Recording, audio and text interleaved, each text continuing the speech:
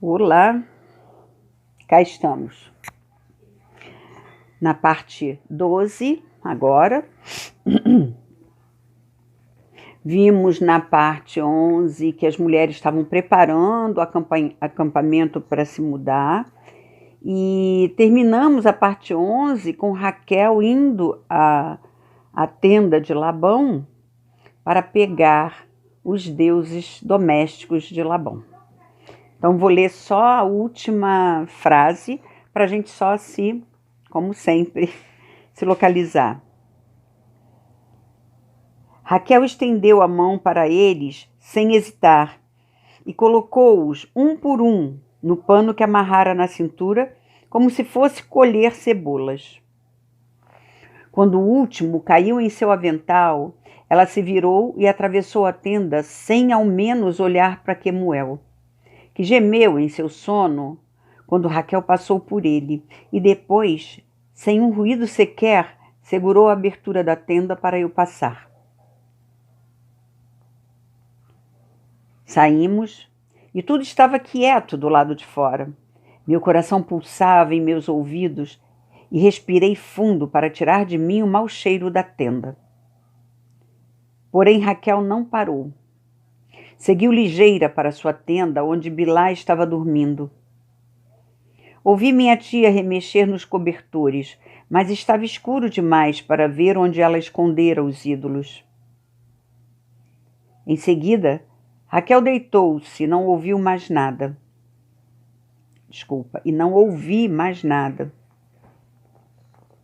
Tive vontade de sacudi-la e pedir que me mostrasse os tesouros.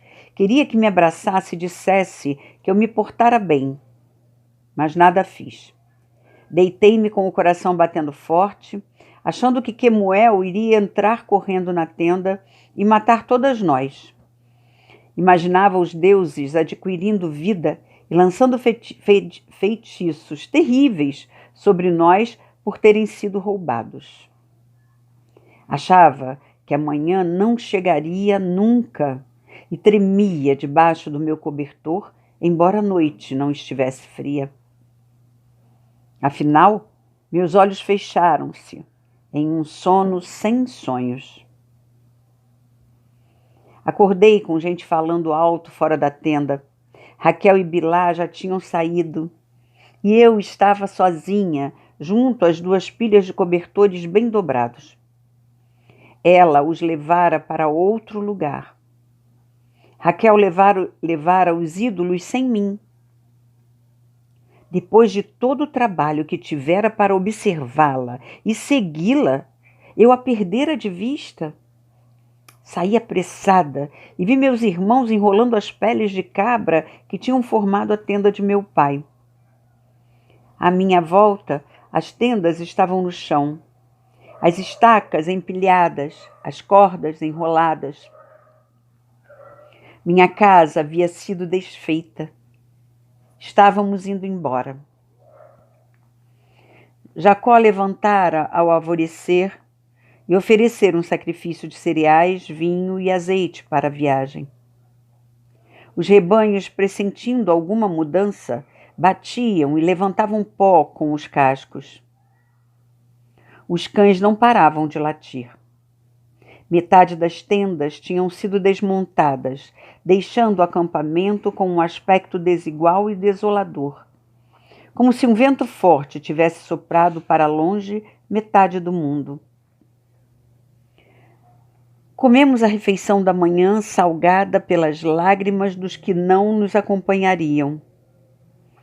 As mulheres guardaram as últimas tigelas e ficaram de mãos vazias. Não havia mais nada para fazer e ainda assim Jacó não dava o sinal para a partida.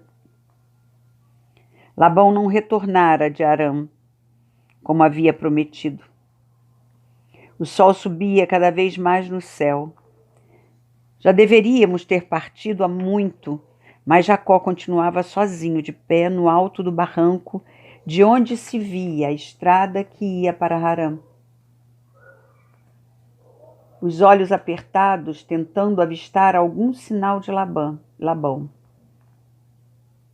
Os filhos de Jacó faziam comentários em voz baixa entre si.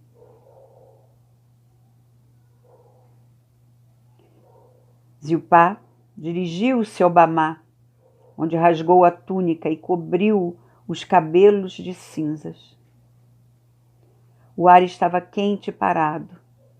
Até os animais tinham sossegado. Então, Raquel passou por Rúben e Simão, Levi e Judá, que estavam ao pé da elevação de onde Jacó espreitava. Aproximou-se de seu marido e pediu: Vamos embora. Quemuel disse-me que o pai vai voltar com lanças e cavaleiros para nos impedir de partir. Ele foi a Harã para dizer aos juízes que você é um ladrão.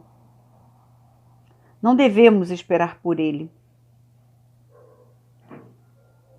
Jacó escutou e replicou: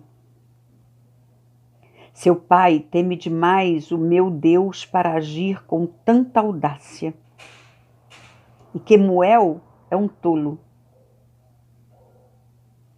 Raquel inclinou a cabeça e acrescentou: Meu marido pode saber melhor do que eu o que fazer. Mas os rebanhos estão prontos e tudo que é nosso está empacotado para a viagem. Nossos pés estão calçados e não temos mais nada para fazer. Não estamos saindo na calada da noite. Só levamos o que nos pertence. A ocasião é propícia. Se esperarmos mais, a lua vai começar a sumir e não se começa uma viagem com a lua escurecendo. Raquel só falara a verdade. E além disso, Jacó não desejava ver Labão outra vez. Na verdade, estava furioso com o velho por fazê-lo esperar, por obrigá-lo a sair como um ladrão, sem se despedir da maneira apropriada do avô de seus filhos. As palavras de Raquel reforçavam as intenções de Jacó, e quando ela se afastou, ele deu a ordem para a partida. Impacientes para se porem a caminho, os filhos de Jacó deram um grito de alegria, mas um gemido ergueu-se das mulheres que ficariam para trás. Meu pai fez sinal para que o seguíssemos. Conduziu-nos primeiro para o Bamá, onde cada um de nós colocou um seixo sobre o altar. Os homens pegaram qualquer pedrinha a seus pés para deixar como a Deus. Lia e Raquel pegaram pedras soltas que estavam perto do tronco do terebintino próximo, que lhes proporcionara tantos anos de sombra e bem-estar. Ninguém disse uma palavra sequer. As pedras testemunhariam por nós. Apesar de Bilar ter beijado a sua ao depositá-la por cima das outras. Só Zilpá e eu estávamos preparadas para aquele momento. Muitos dias antes, minha pesarosa tia levara-me para o vade onde Ruth morrera e mostrara-me um lugar no fundo da ravina, cheio de pedras lisas e ovais. Escolheu uma pedra branca pequenina, do tamanho da unha de seu polegar. Peguei uma vermelha raiada de preto, quase tão grande quanto meu punho. Ela a guardou para mim e colocou-a na palma da minha mão enquanto nos encaminhávamos pela última vez para o lugar sagrado de minha família. Então Jacó conduziu suas mulheres e seus filhos para além da colina, onde os servos esperavam com o rebanho. Minhas mães não olharam para trás, nem mesmo Zilpá, cujos olhos estavam vermelhos, mas secos. Capítulo 3. Meu pai dispôs sua família, seus rebanhos e todas as pessoas que compunham o seu círculo familiar em uma ordem determinada para a viagem. Jacó seguia na frente, segurando um grande cajado de oliveira, ladeado por Levi e Simão, que andavam empertigados, cheios de importância. Atrás deles vinham as mulheres e as crianças pequenas demais para ajudar a cuidar do rebanho. E assim, o filho e a filha de Usna caminhavam junto às pernas da mãe, e Zibatu carregava sua menininha em uma tipóia de tecido presa ao quadril. Eu comecei a jornada ao lado de Zilpá, na esperança de aliviar a tristeza que a oprimia. Mas seu desalento acabou por me afugentar para perto de minha mãe e de Bilá, que estavam entretidas no planejamento das refeições e não me deram atenção. Assim, fui ao encontro de Raquel, cujo sorriso não se desfez nem mesmo quando o sol começou a nos castigar de verdade. Levava nas costas uma trouxa bastante grande, e eu estava certa de que era ali que os ídolos estavam escondidos. José, Tali e Issa tiveram que seguir os animais de carga perto das mulheres, o que os fez ficar de mau humor, chutar o chão e resmungar que já eram bem grandes para outro trabalho qualquer, mais importante do que tomar conta do jumento manso e do boi que puxava a pesada carroça. Logo atrás de nós e dos animais de carga, Rúben fora encarregado do rebanho e dos pastores, que incluíam Zebulun e Dan, Gade e Asher, e os servos Nomir, marido de Zibatu, e Zimri, pai dos filhos de Usna. Os 4 cães circulavam em torno do rebanho. As ovelhas achatadas junto à cabeça enquanto trabalhavam. Seus olhos castanhos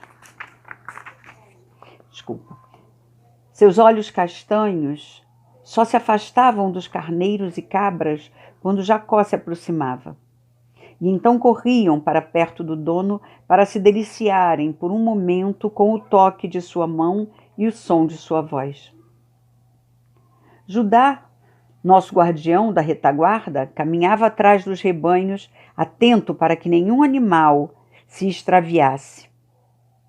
Eu teria sentido solidão ali, sem ter com quem conversar, mas meu irmão parecia apreciar seu isolamento.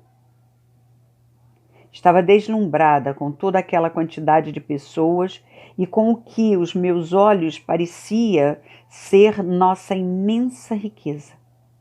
José explicou-me que éramos um grupo modesto sob todos os aspectos, com apenas 2 animais de carga para carregar nossos pertences. Mas eu continuei orgulhosa das posses de meu pai e achava que minha mãe tinha a postura de uma rainha. Ainda não tínhamos andado muito quando Levi apontou para um vulto adiante, sentado à margem do caminho. Quando chegamos mais perto, Raquel exclamou: "Ina!" e correu à frente para cumprimentar sua amiga e mestra. A parteira estava preparada para viajar, tendo ao lado um jumento carregado de cobertores e cestos. A caravana não parou por causa do encontro inesperado com a mulher solitária. Não haveria sentido em fazer o rebanho interromper a marcha, sem que houvesse água para beber. Em vez disso, Ina puxou o seu jumento, alcançou Jacó e foi andando um passo atrás dele. Ela não se dirigiu diretamente ao meu pai, mas falou com Raquel de modo que ele escutasse suas palavras. Ina apresentou seus motivos com frases empoladas, que soavam estranhas em uma boca de onde habitualmente só saíam termos muito simples, às vezes até rudes. "Ah, minha amiga", dizia Ina, "é intolerável para mim ver você partir. Minha vida ficaria vazia com sua ausência e estou velha demais para arranjar outra aprendiz. Só desejo juntar-me à sua família e ficar com vocês para o resto da vida. Daria a seu marido todos os meus bens em troca da proteção dele e de um lugar entre as mulheres de suas tendas. Eu acompanharia você como sua serva ou sua criada para praticar meu ofício no sul e aprender o que eles têm para ensinar lá. Eu atenderia à sua família, colocando os tijolos no chão para as suas mulheres na hora do parto, tratando das feridas de seus homens e fazendo oferendas à gula, à curandeira, em nome de Jacó. Ela adulou meu pai, a quem chamou de sábio e de bondoso. Declarou ser sua criada. Fui uma das muitas testemunhas do discurso de Ina. Levi e Simão ficaram por perto, curiosos para saber o que a parteira queria. Lia e Bilá apressaram o passo para descobrir por que sua amiga aparecera entre eles. Até Zilpá despertou de sua apatia e se aproximou. Raquel virou o rosto para Jacó, as sobrancelhas fazendo a pergunta, as duas mãos entrelaçadas sobre o peito. O marido sorriu para ela. Sua amiga é bem-vinda. Para mim, será sua criada. É sua, como se fosse parte do seu dote. Não há nada mais a dizer. Raquel beijou a mão de Jacó e pousou-a por um momento sobre seu coração. Em seguida levou Ina e seu jumento para junto de nossos animais, onde as mulheres podiam falar com mais liberdade. Irmã, disse Raquel para a parteira, o que houve? Ina baixou a voz e começou a contar uma história triste sobre um natimorto deformado. Uma cabeça minúscula, os membros tortos, nascido de uma menina que engravidara logo depois da primeira menstruação. Jovem demais, comentou Ina zangada, torcendo a boca. Muito jovem demais. O pai era um forasteiro, um homem de cabelos desgrenhados e já maduro, que só usava uma tanga, e foi quem levou a moça à casa de Ina. Quando a criança e a mãe morreram, ele acusou a parteira de ter causado aquela infelicidade, fazendo feitiços contra eles.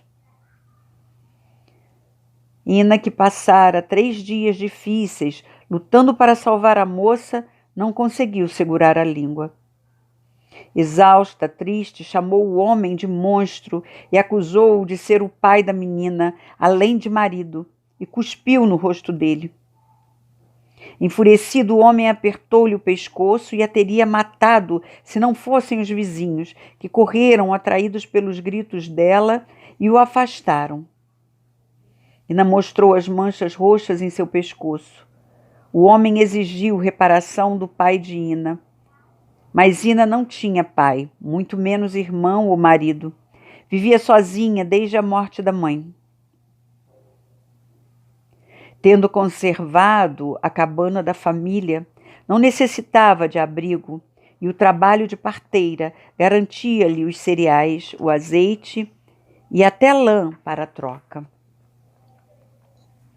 Como não era um fardo para ninguém, ninguém se incomodara com ela. Agora, porém, o estranho enraivecido queria saber como que as pessoas da cidade toleravam tamanha abominação. Uma mulher sozinha é um perigo, ele vociferou para os vizinhos de Ina. Onde estão seus juízes? Quem são seus notáveis? Neste ponto, Ina assustou-se. O homem mais poderoso de sua aldeia, de casas de barro, detestava-a desde que ela recusara uma proposta de casamento dele em nome do filho imbecil. Ina teve medo que ele incitasse os homens contra ela e talvez até a escravizasse. Idiotas, todos eles, xingou e cuspiu na poeira da estrada.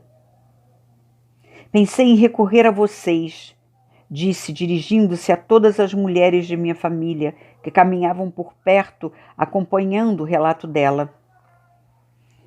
Raquel sabe que eu sempre quis conhecer o mundo que fica além dessas colinas poeirentas. E como Jacó trata suas esposas melhor do que a maioria, considerei a partida de vocês como uma dádiva dos deuses. E continuou agora em outro tom. Além disso, irmãs, tenho de admitir, estou cansada de fazer sozinha a minha refeição da noite. Quero acompanhar o crescimento de uma criança que eu tenho ajudado a nascer. Quero celebrar a lua nova entre amigas. Quero ter certeza de que meus ossos serão bem enterrados depois de minha morte. Olhou em volta e abriu um largo sorriso. Portanto, cá estou eu. As mulheres devolveram-lhe o sorriso, contentes por ter uma curandeira tão boa entre elas. Raquel era muito hábil, mas Ina era famosa por suas mãos de ouro e adorada por causa de suas histórias. Zilpá encarou o aparecimento de Ina como um bom presságio. A presença da parteira animou-a tanto que mais tarde minha tia começou a cantar. Não era nenhum hino exaltado, mas simplesmente uma canção infantil sobre uma mosca que incomodava um coelho, que engolia o inseto, mas era comido por um cão, que por sua vez era devorado por um chacal, que era perseguido por um leão, que era morto por um homem fanfarrão e que era arrebatado por An e Enlil, os deuses do céu, e deixado lá em cima para aprender a lição. Era uma canção simples, que toda criança sabia de cor, e, consequentemente, todo adulto que já fora criança. Lá pela última estrofe, todas as minhas mães e servas e seus filhos estavam cantando também. Até meus irmãos juntaram-se ao coro, com Simão e Levi competindo para ver quem cantava mais alto. Quando a canção acabou, todos riram e bateram palmas. Era bom estar livre do julgamento de Labão. Era bom estar começando vida nova. Foi a primeira vez que ouvi vozes masculinas e femininas se unirem para cantar e, de fato, no decorrer de toda a viagem, as fronteiras entre homens e mulheres tornaram-se mais flexíveis. Ajudávamos os homens a dar água ao rebanho. Eles nos ajudavam a desembrulhar os víveres para a refeição da noite. Escutávamos suas canções de pastoreio, dirigidas ao céu noturno e cheias de histórias sobre as constelações. Eles escutavam nossas canções de fiar, cantadas enquanto caminhávamos, trabalhando a lã com pequenos fusos. Uns aplaudiam os outros e ríamos todos juntos. Foi um tempo extraordinário, como um intervalo em nossas vidas. Parecia um sonho. A cantoria acontecia, em geral, antes de dormir ou de manhã cedo, enquanto ainda estávamos descansados. À tarde, todos estavam famintos e com os pés doendo. As mulheres levaram muitos dias para se acostumarem a usar sandálias de manhã à noite. Em casa andávamos descalças dentro e em volta das tendas. Ina tratou das bolhas e aliviou as dores, massageando nossos pés com óleo perfumado com tomilho. Não havia nenhum problema. Todavia, com relação ao nosso apetite... Não havia nenhum problema, todavia, com relação ao nosso apetite. Os dias compridos deixavam todos com uma fome voraz, e era bom que meus irmãos pudessem complementar a refeição simples da estrada, constituída de pão e mingau, com aves e coelhos que caçavam ao longo do caminho. A carne tinha um gosto estranho, mas maravilhoso da maneira como Ina a preparava, com um tempero amarelo vivo que conseguira em uma troca. Quase não se conversava durante a refeição da noite. Os homens agrupavam-se em seu próprio círculo.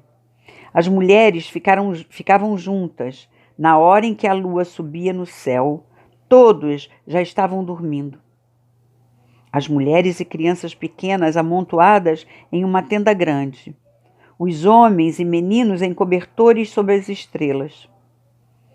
Ao amanhecer, fazíamos uma refeição ligeira de pão frio, azeitonas e queijo. Retomávamos a caminhada. Depois de alguns dias, mal me lembrava de minha antiga vida, enraizada em um lugar só. Cada manhã trazia uma nova surpresa. No primeiro dia, Ina juntou-se a nós. No segundo dia, com a tarde já avançada, encontramos um rio enorme. Meu pai dissera que cruzaríamos a grande água, mas eu não refletira sobre o significado de suas palavras. Ao chegarmos ao topo de uma colina, de onde se via todo o vale, o rio... Oh, desculpa, gente, me distraí. Ao chegarmos ao topo de uma colina, de onde se via todo o vale do rio, fiquei estupefata. Nunca vira tanta água reunida em um só lugar.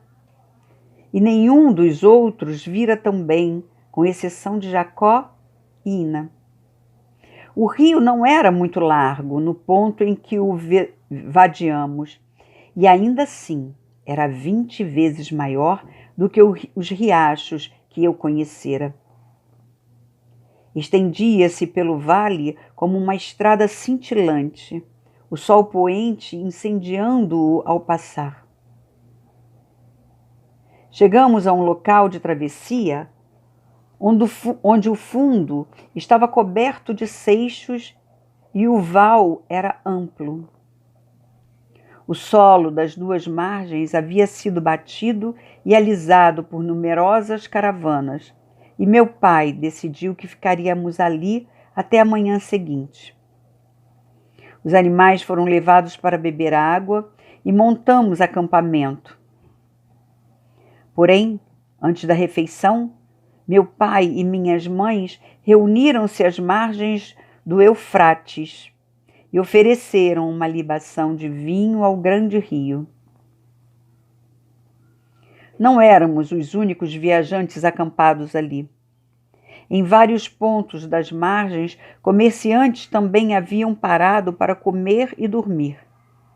Meus irmãos perambulavam, observando rostos diferentes e trajes estranhos.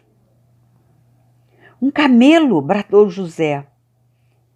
E nossos irmãos seguiram-no para ver de perto o bicho de pernas finas e compridas.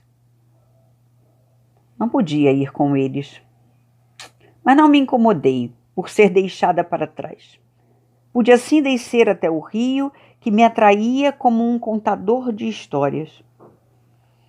Fiquei à beira d'água até o último vestígio da luz do dia escorrer do céu e mais tarde, depois de comer, voltei para aspirar delicadeza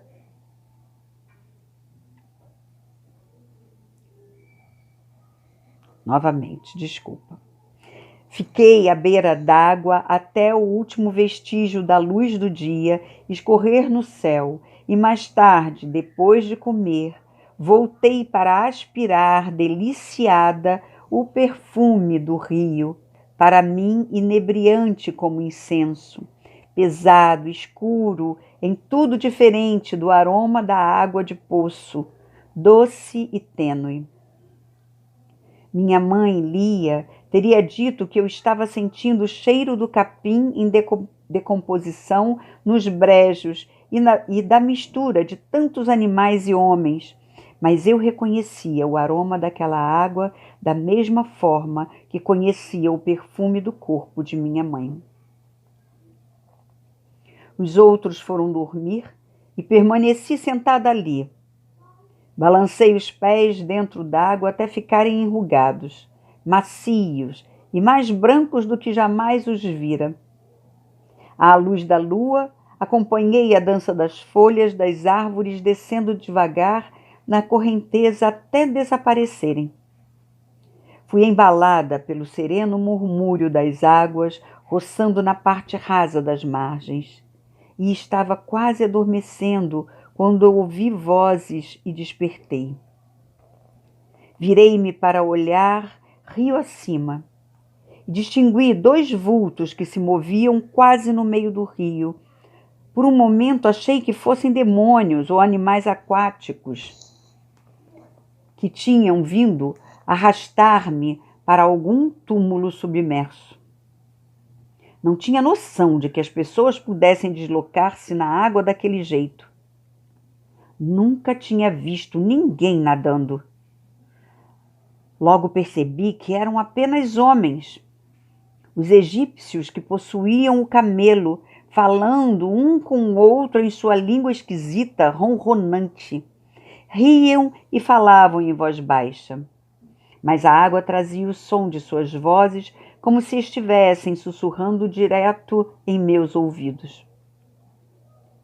Só fui para o meu cobertor quando eles se retiraram e o rio continuou sua viagem pacífica através da noite imperturbável.